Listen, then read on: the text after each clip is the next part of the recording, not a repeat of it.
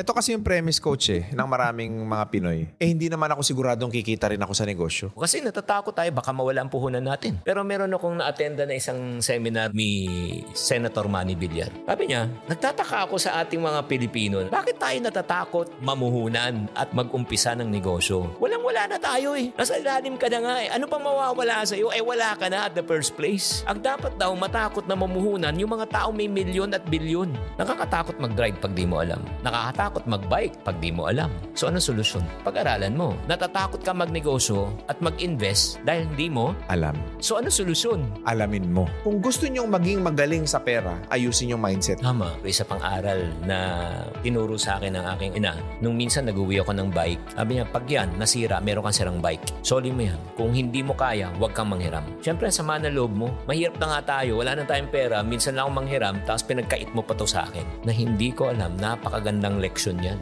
Kasi sinabi niya sa akin, pag sinanay kita na manghiram, ngayon nanghiram ka, laruan. Paglaki mo, anong hihiramin mo? Pera. Kasi ang konsepto ng hiram, you want it now.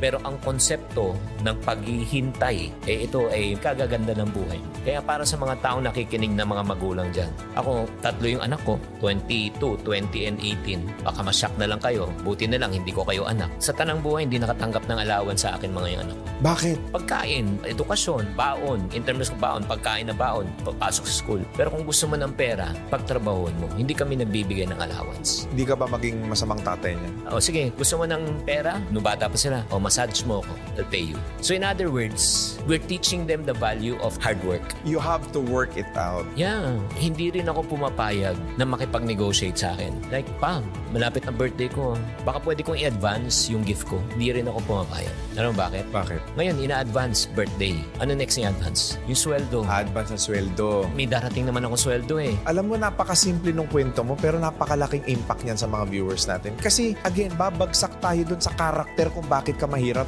So, natutuldukan na kung nabuhay kang mahirap, hindi mo kasalanan. Pero pag namatay kang mahirap, kasalanan mo na. Marami tayong choices sa buhay, namimili tayo. Ang lagi natin pinipili yung makakapagbigat at makakapagpahirap sa atin. Na tinitignan natin short-term gain na, magbe-benefit ako ngayon, okay ako. Pero long-term